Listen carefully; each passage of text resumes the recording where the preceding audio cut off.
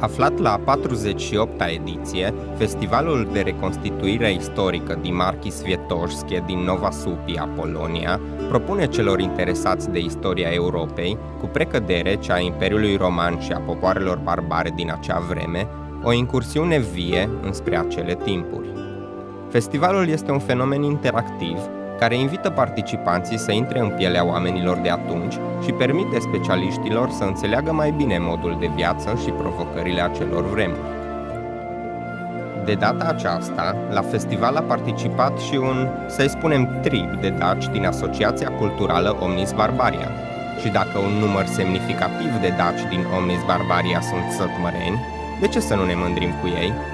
InformatiaTV vă invită deci la o călătorie în timp printre meșteșuguri străvechi alături de dacii noștri.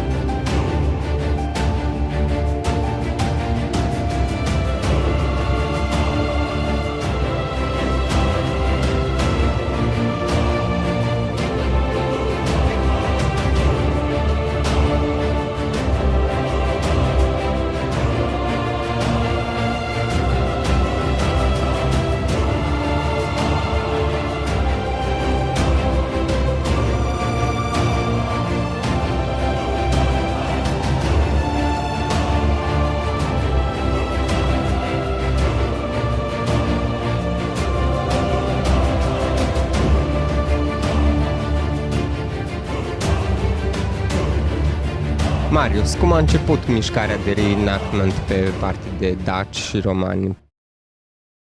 Practic a început din Cluj prin 2007, după ce am terminat facultatea.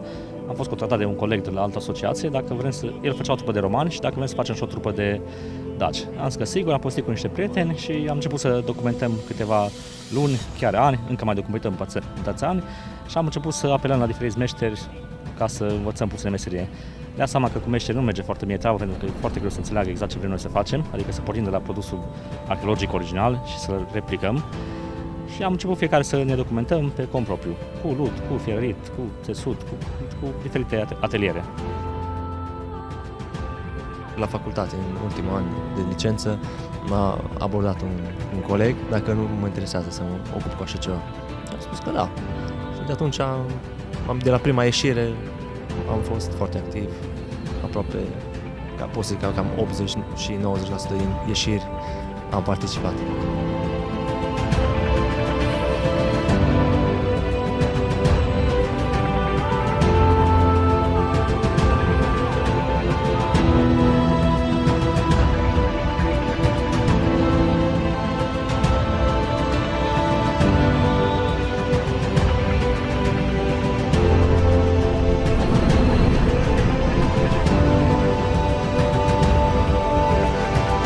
Care sunt principalele surse de documentare în acest domeniu?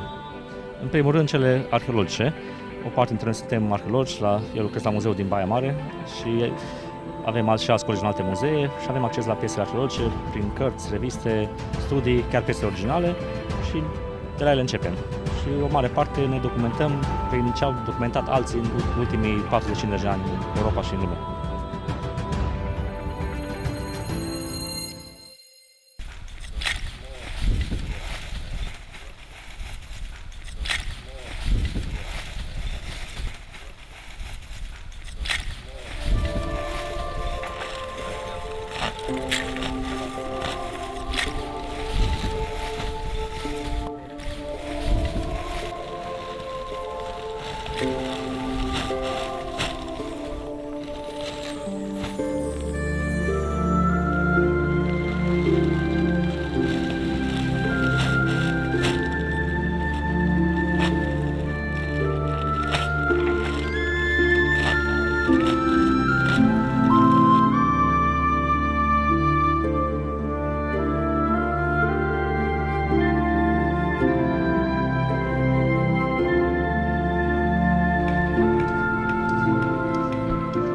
First of all, please present yourself, and then let's talk about how you started with the smelting and everything.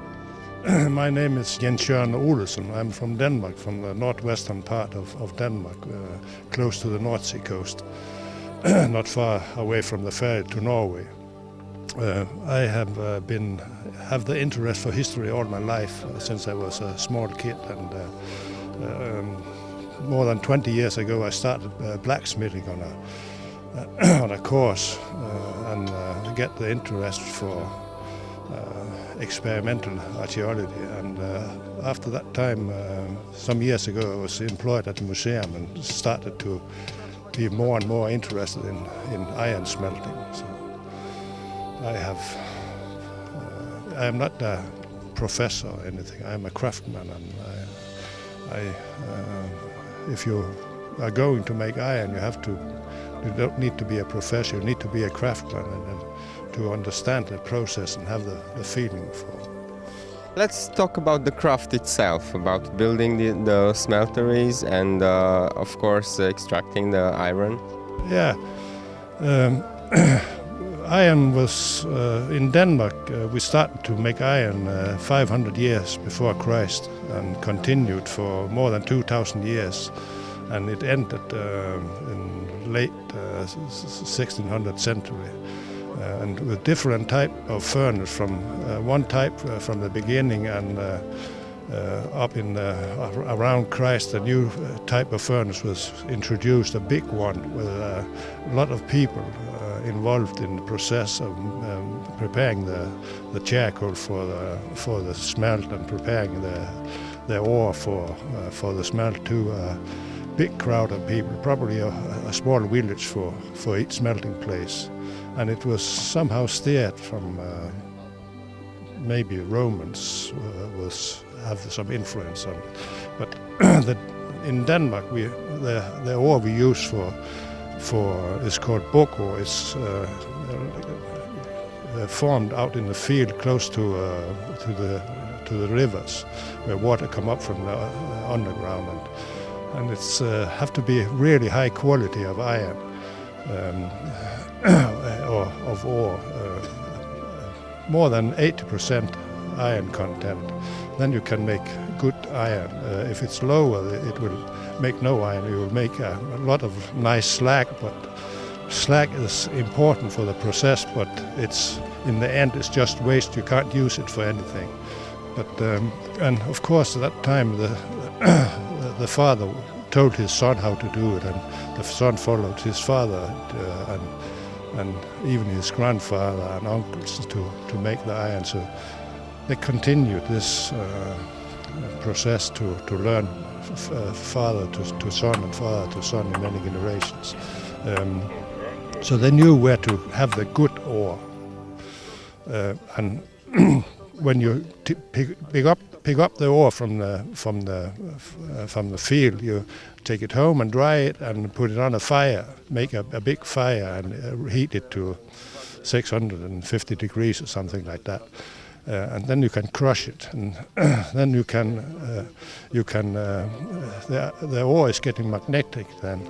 So you can use a magnet to see if the ore is good or bad. I have no father who can tell me if it's the good ore, this is the good ore, this is the bad ore. So I use a magnet to test it. And if it's really good, I can almost pick every single piece of ore up with a magnet. Then I try, make a small experiment first when it's a new ore.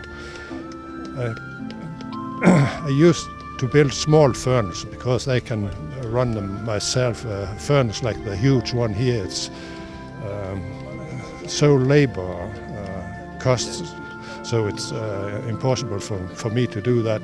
It's just during festivals I can do that. You put on the normal conditions you use a bellow to press the air inside the furnace. Quite powerful.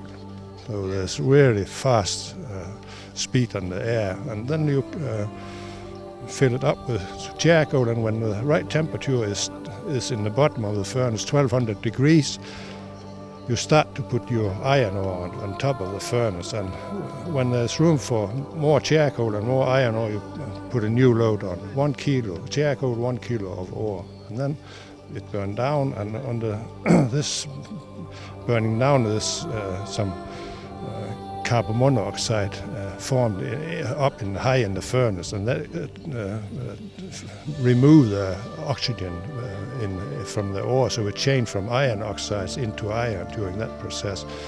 And when the ore comes down in the bottom of the furnace, the slag is going, the sand, who is a part of the ore, is going to smelt, like we can see here with this big furnace.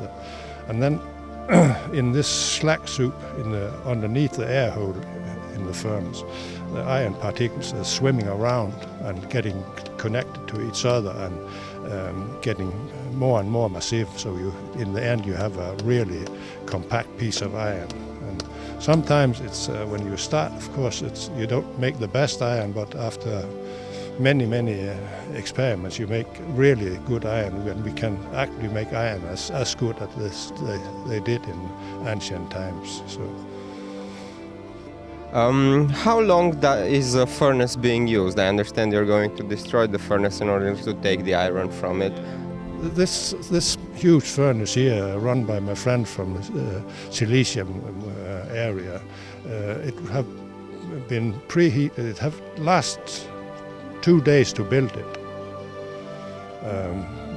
and it have been heated for almost 2 days just to make it dry, and then it have to run for at least, if it should be totally like in ancient time, it should probably run for 2 or 3 days. But I think it will run for 12, 14 hours. Then we have to dismantle it because of its event. So visitors, we have to end as long as there's visitors here. So, but under normal condition, it would have run for 2 days, maybe 3 days.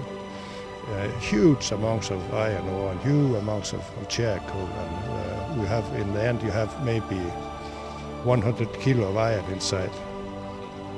Are there any documents about the ancient craft smelting techniques?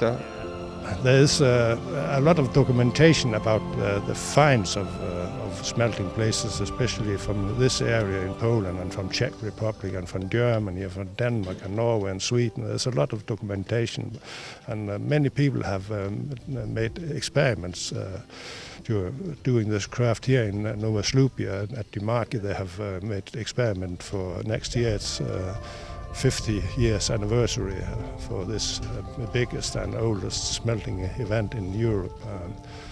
But they have difficulties to make the process running, and then they heard about me, a crazy man from Denmark who could make this type of furnace work, and asked if I could come here and help them. And fortunately, they have listened to my advices, and now they are making iron each time they try. They have found some better ore, so when they don't only make slag, now they make iron too, and almost like same quality like in ancient times. So. Have you taken apprentices to spread the craft around? Excuse me?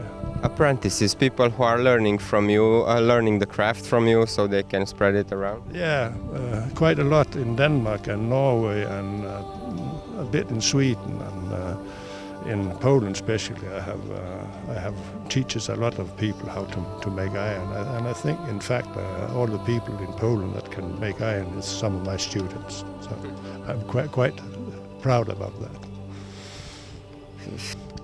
One more question, going back to smelting a little bit. Can you talk to us about the social status of the smelter in the ancient society? It's hard to say exactly, but most places, I think the smelter and the blacksmith have some kind of high status, but in other places, we know from Africa up to newer times that the blacksmiths, some of the tribes connected to blacksmiths, they were the lowest status of people. No one wanted to have anything to do with them. And in other places it was high status people, the best ranking. Yeah.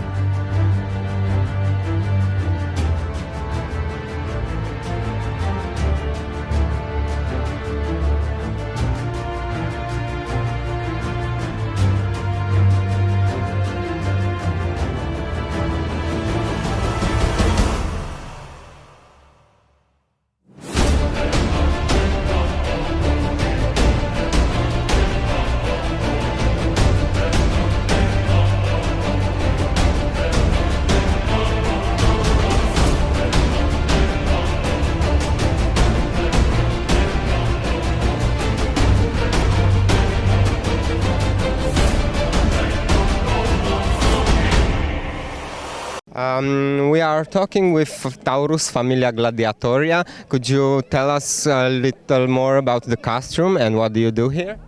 Actually, we are here invited for the Marki Świętokrzyskie festival as many years ago. I think we are here 10th time.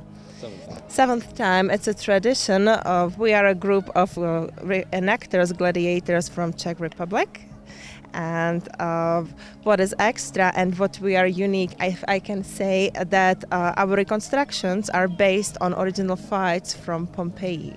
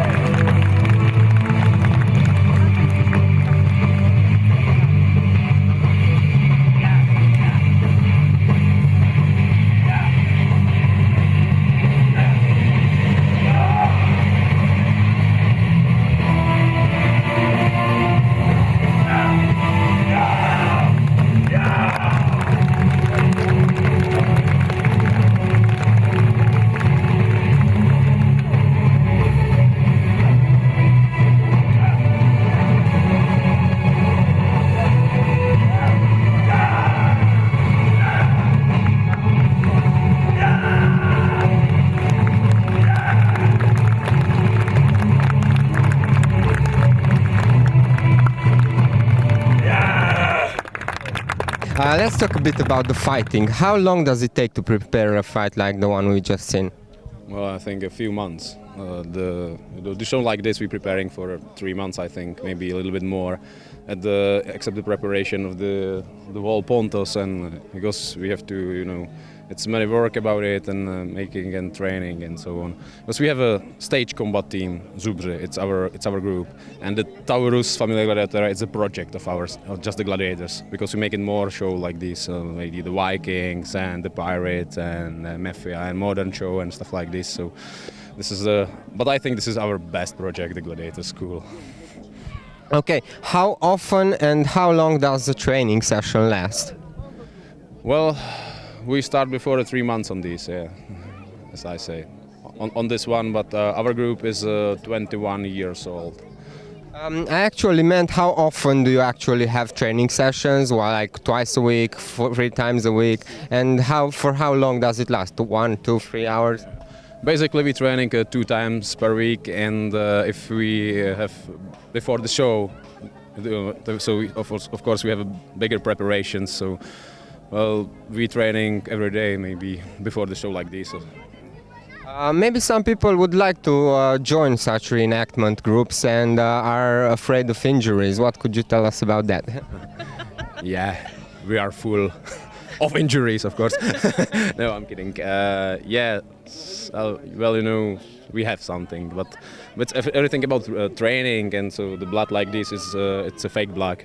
Fake blood we're using sometimes, but I lie if I say we don't have injuries. Yeah, sometimes we make something with the knee, or you have a problem with muscles, or sometimes you step someone. Well, actually now it's happened. The colleague, the Retiarius, with the trident, he's he's go through the shield, and we can prepare it on this. It sometimes happens stuff like this, and it's a little wound, but it's stuff like this that happen. But we try to minimize it. Of course. How do you finance this hobby? Where do you get the money? Is it a personal investment, or do you have sponsors? No, actually, yes. Sometimes they give some sponsors give us some money, but we have a professional group, so we're making this for the money. so we're making the show like this, and other historical festivals and private shows. Also, well, last year we make it from the show from the Miss Princess of the World. Yeah, the Miss Princess, and they have the girls in the swimming suit, and we're making gladiators there, so stuff like this, and yeah, we're making money on this. Could reenactment become a main job for somebody? Yes, actually for me it's reenactment now my job. Yeah, but not exactly reenactment, but I lead this group. And also I have to manage everything around, and it's the preparation of the private parties and stuff like this, and also the fencing, and we're making like a stunts in the movie also, and stuff like this. So we're making everything about fighting and reenacting. During the fights, how much of it is acting and how much of it is close to the real fights and the real techniques that were used by the gladiators? Yeah, on the beginning you have to try to fix the technique, how to use it. So on the basic you have to training how the technique works. So it's a training how to kill someone. But after that we just starting making a show. Well, so it's acting. And also we going to the theater, because we working on the theater also, so that there's our part to acting, and we try to combine it with the fighting, and that's the reason why we call it the stage combat theme, because it's a stage combat what we're doing. Thank you very much. You're welcome. Thank you.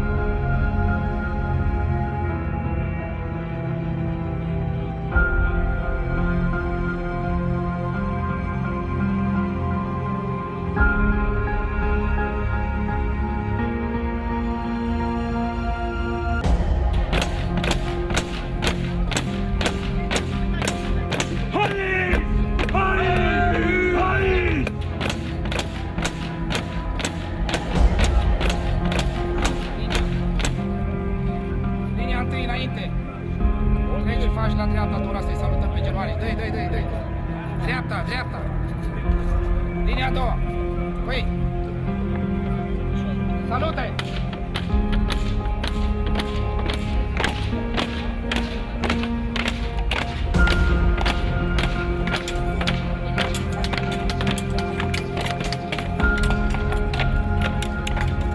Stai!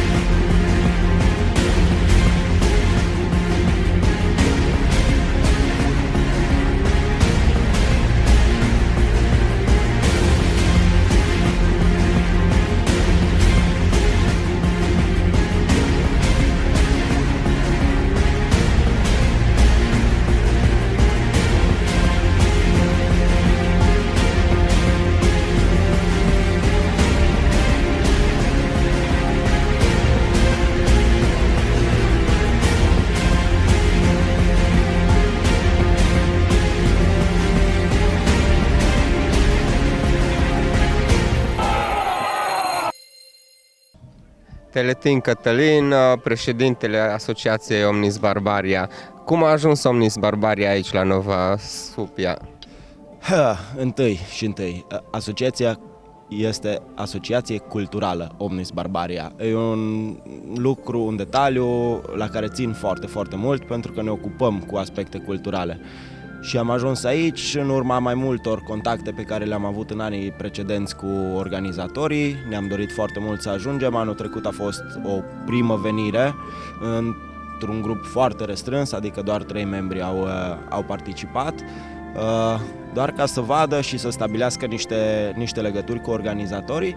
Iar anul ăsta am beneficiat de o sponsorizare generoasă. Acum nu știu dacă facem sau nu facem publicitate mascată. Firma Seceianu și SRL, prin intermediul și prin mijlocirea Informația Zilei, au reușit să ne obțină sponsorizare pentru a putea participa. Ce a făcut Omnis Barbaria la festival? Ne-am adaptat la programul organizatorilor. Festivalul este unul care se axează foarte mult pe meșteșuguri antice. Și în cadrul acestui eveniment am încercat să prezentăm o parte din meșteșugurile antice ale dacilor. Vorbim de atelierul de făcut paftale, practic metaloplastie, fierărit, prezentare de echipamente, cusut, țesut la război vertical, atelier de confecționat cămăși de zale. Cam cât de mare este echipa Omnis Barbaria prezentă aici?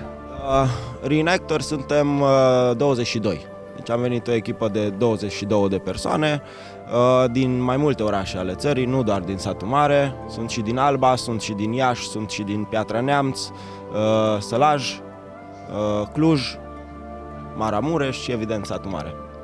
Să vorbim puțin despre reenactment în general.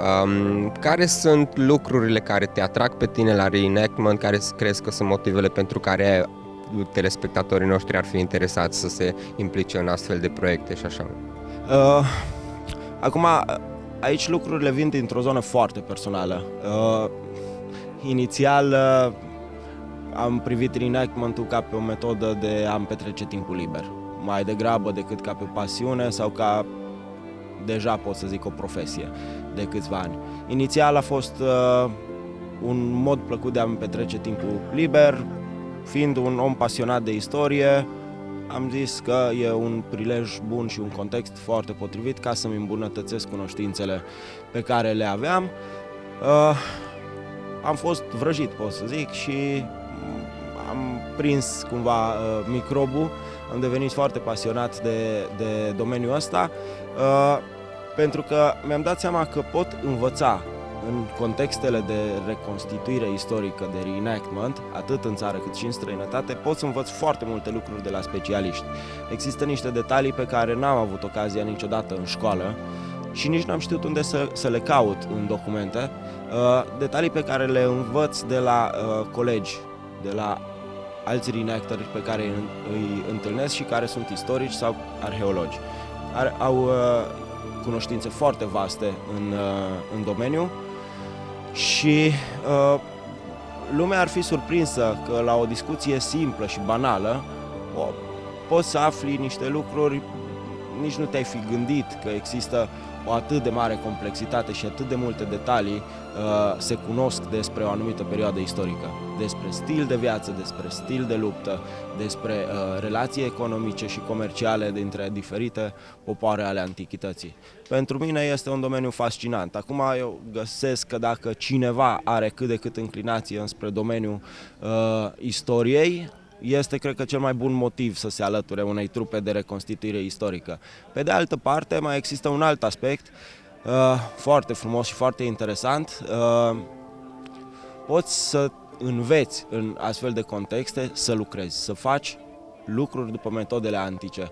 Dacă vorbim despre cuțite forjate sau securi sau diverse alte tipuri de unelte, dacă vorbim de ațese material, dincolo de rolul educativ al activităților, poți efectiv, cei care au înclinație spre anumite meșteșuguri, pot să se manifeste fără niciun fel de problemă, dimpotrivă, găsesc surse de învățare despre respectivele meșteșuguri.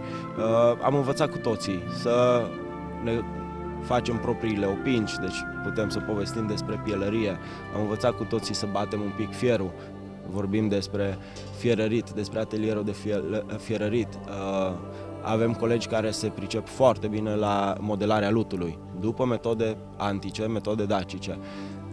Și chiar facem arderea vaselor și le folosim noi pentru noi. Deci există o varietate mare de activități care pot să fie atrăgătoare pentru oricine ar dori să se implice în astfel de activități. Dacă tot ai dus discuția în direcția asta, cât de fezabil este reenactment-ul ca să se susțină financiar? Cum am spus, vorbim despre o pasiune, vorbim despre un hobby și orice pasiune, cel puțin în primii ani, consumă bani. Consumă bani, consumă timp, consumă efort. Dacă stăm să calculăm și să încercăm să ajungem la o concluzie privind, hai să zicem, rentabilitatea activității, nu poți să devii rentabil până când nu ai un anumit standard de calitate, până când nu ești cunoscut. Noi suntem la început.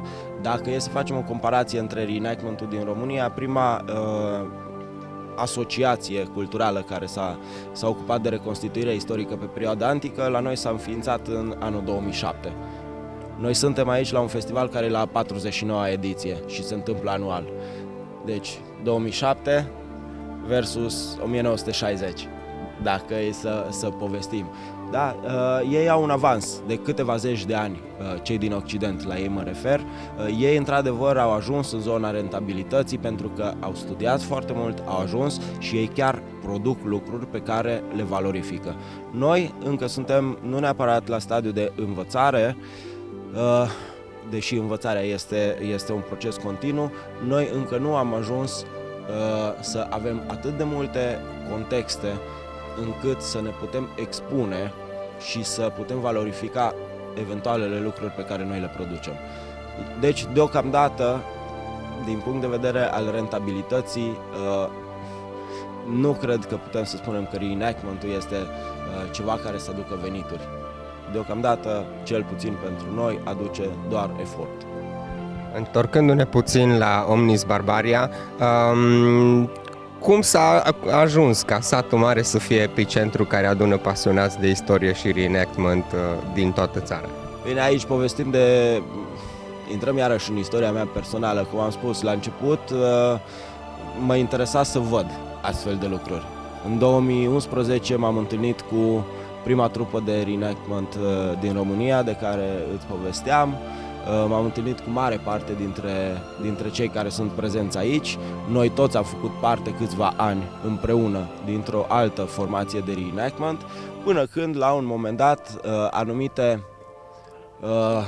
mentalități, să zicem, au intrat în conflict și am decis să înființăm altceva mai apropiat de ceea ce se întâmplă în Occident, ca și mentalitate și ca și, să zicem, centru al activității. Inițial era vorba foarte mult despre lupte, despre războinici. Noi acum încercăm să evidențiem meșteșugurile mult mai mult. A fost o pură întâmplare că nu s-a înființat în Maramureș sau în Sălaj. Ideea nu pot să zic că mi-a aparținut neapărat mie sau a fost cumva o concluzie la care am ajuns o sumă de oameni, că este nevoie de o asociație în cadrul căreia să se poată manifesta zona de meșteșuguri antice mult mai intens decât permit alte asociații din țară în momentul de față. Așa că am ajuns să facem asociația în Satul Mare, că acolo am avut spațiu și acolo am avut mijloacele necesare să ne manifestăm, să zic așa. Pe final, de unde vine numele de Omnis Barbaria? Pentru asta cred că ar fi fost mai bine să fie aici colegul meu Marius Ardeleanu și să vă dea exact citatul dintr-o carte scrisă de un doctor în istorie.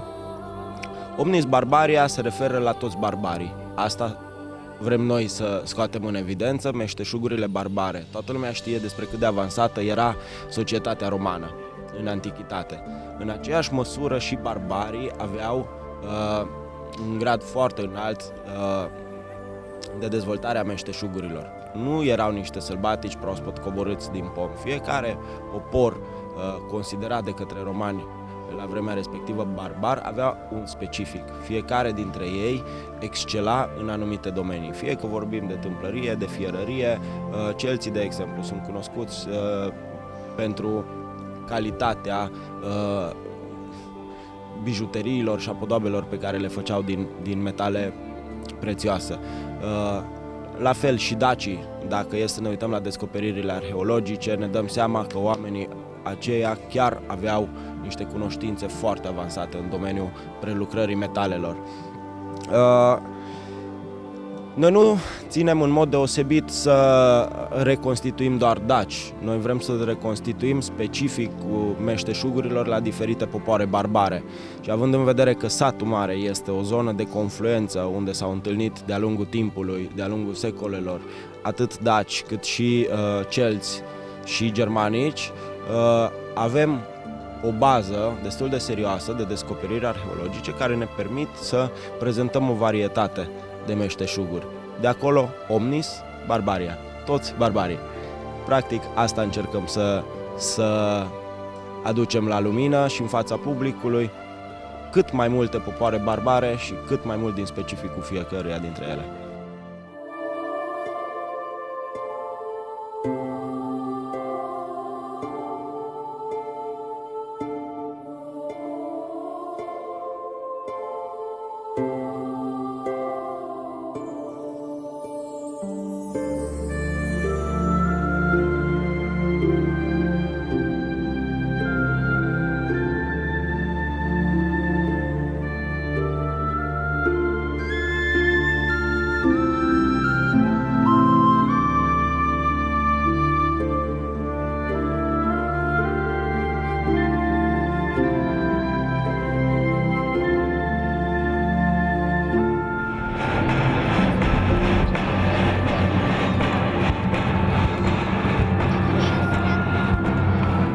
La final de poveste, vă mărturisim cu bucurie că a fost o experiență unică ce ne-a permis să pătrundem mai adânc tainele acelor vremuri, nu doar prin prisma cuvintelor descoperite în cărți, ci mai ales prin înțelepciunea lucrului făcut cu mâinile tale, cu transpirație și bătături, cu bucuria de a făuri, cu viață.